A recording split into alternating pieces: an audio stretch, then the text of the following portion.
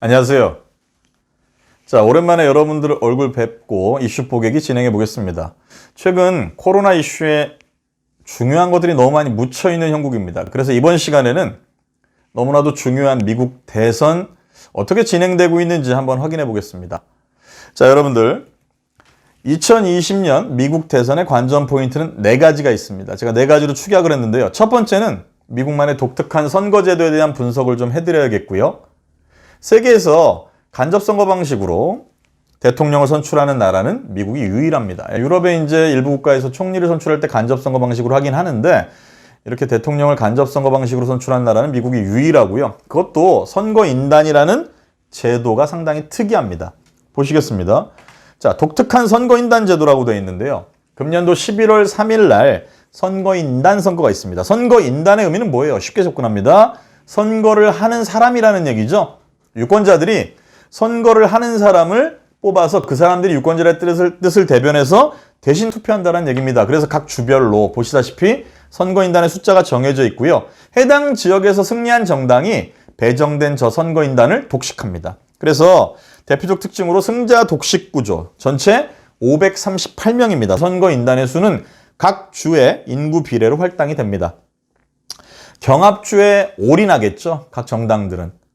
기존의 강세 지역은 당연히 지킬 것인데 강세 지역을 뒤집은 사례도 별로 없을 뿐더러 사진에 보시면 여러분들 민주당은 캘리포니아 중심으로 앞서 나가죠. 캘리포니아, 뉴욕 상대적으로 젊고 이민자가 많고 고소득자가 많은 동네. 공화당은 어디입니까? 보수의 표심이라고 할 수 있는 남부, 중부. 뭐 편한 말로 얘기하면 농촌 지역입니다. 인구는 별로 없지만 땅은 광대한 곳. 그래서 항상 민주당은 지역에서 이긴 숫자는 적지만 선거인단 확보에서는 앞서가서 그의 대선에서 승리한 경우가 많이 있었습니다. 최다 선거인단을 확보하고 있는 주는 캘리포니아고요. 민주당이 앞서는 지역, 공화당이 앞서는 지역은 그렇죠, 텍사스입니다. 38명입니다. 단점은 있다면요, 이런 선거 방식은요, 직접 투표 결과하고 선거인단 결과가 차이가 날 수 있어요. 선거인단들이 본선 투표할 때 다른 사람에게 투표할 수도 있다는 얘기입니다. 두 번째는요, 가장 심각한 문제로 대두되는 건데요.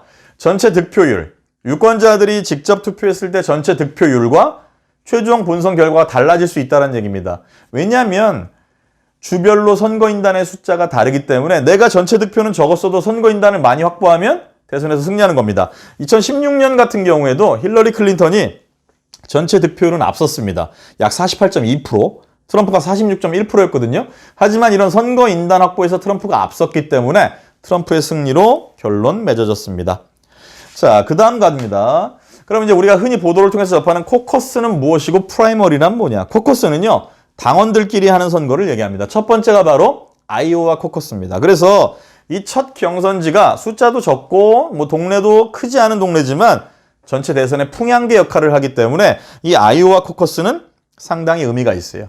08년 대선의 경우에도 오바마가 힐러리 클린턴을 여기서 이기면서 돌풍을 만들어냈습니다.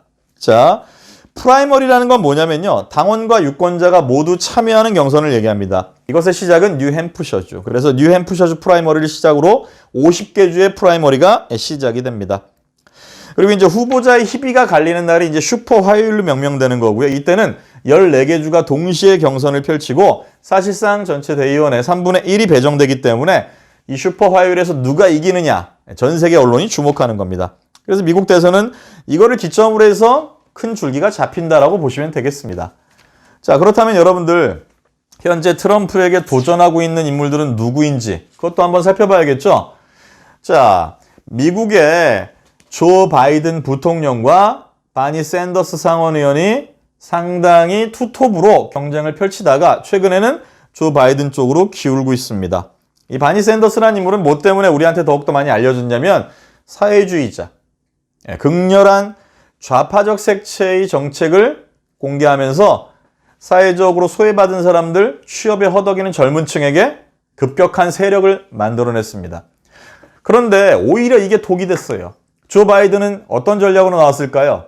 기존의 민주당 지지자, 공화당 지지자는 이미 정해져 있다. 그렇다면 우리가 승리하기 위해서는 뭐 중도로 외연을 확대해야 되는데 바니 샌더스 같은 저러한 정책과 저러한 정치 이념으로는 중도를 확보할 수가 없다. 왜?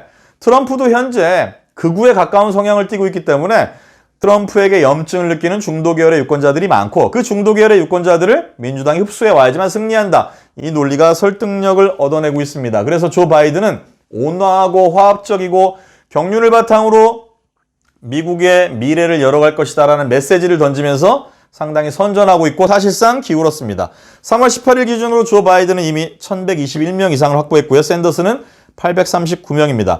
매직 넘버는 1991명인데요. 이런 추세로는 조 바이든의 승리가 유력해지고 있고요. 이미 조 바이든은 본선에서 트럼프와 맞서 싸울 정책을 완료지었다. 그리고 또 하나 본선에서 러닝메이트로 부통령 선정 작업에 들어갔다라는 보도가 나오고 있습니다. 조 바이든의 선전이 상당히 기대됩니다. 근데 우리가 이제 주목해야 될 것은 샌더스가 이렇게 돌풍을 일으킨 근본적인 원인이 어디에 있느냐? 자본주의의 단점들에 대해서 우리가 한번 캐치해봐야 될 필요가 있지 않을까.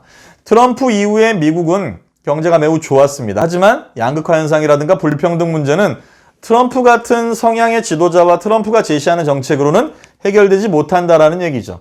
우리 사회도 사실은 양극화와 불평등 문제가 심각하게 진행되고 있다고 하죠. 결국 정치는 미래를 꿈이 넘치는 곳으로 바꾸는 작업이라면 미국 대선을 통해서 우리 사회를 어떻게 바꿔나갈지에 대해서도 한 번쯤 생각해 볼 필요가 있지 않을까. 이런 부분들이 좀 있습니다. 자, 네 번째입니다. 승부처는 어디겠느냐? 러스트벨트라고 합니다. 과거의 제조업 공업지대로 상당히 번성하다가 미국의 제조업이 침체되면서 경제적으로 어려워진 동네. 이 지역에서 오하이오라든가 펜실베니아라든가 미시간 이런 지역인데요. 2016년에 트럼프가 이겨버렸습니다. 노동자가 많이 거주하는 지역이고요. 전통적으로 민주당 강세 지역이었는데 트럼프가 이김으로써 트럼프는 여유있게 힐러리 클린턴을 따돌렸습니다. 그렇다면 이번 대선의 승부처에서 그렇죠. 공화당은 이 지역을 지킬 것이고 민주당은 잃어버린 지역을 회복하려고 달려들겠죠. 네, 역시 이번에도 러스트벨트에 주목해야 될 것 같습니다. 자, 그렇다면 누가 대통령이 되냐에 따라서 우리도 영향을 많이 받을 것이고 미국 국내에 미치는 영향 또한 매우 크겠죠. 당연히 트럼프가 된다면 자국 우선주의를 계속 강화할 것입니다. 이민자에 대해서는 여전히 강력하게 틀어막을 확률이 크겠고요. 그리고 미중 무역전쟁이라든가 관세전쟁이 다시 재발할 확률이 매우 농후합니다. 민주당 출신 후보가 대통령이 된다면 기존의 클린턴이나 버락 오바마가 추진하다가 실패했던 여러 사회개혁들이 있습니다. 의료개혁이라든가 조세, 총기 규제 문제라든가 기후변화에 대처하는 여러 가지 혁신적이고 개혁적인 정책들이 등장하지 않겠느냐라고 유추해 볼 수 있고요.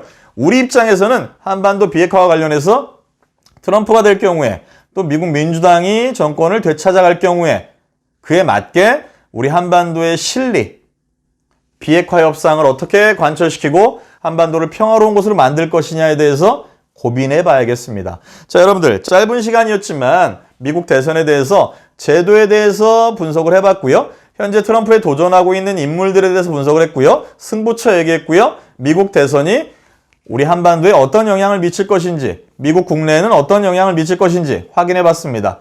여러분들 미국 대선이 진행되는 중간중간 제가 좋은 소식 들고 찾아뵙겠습니다. 고맙습니다.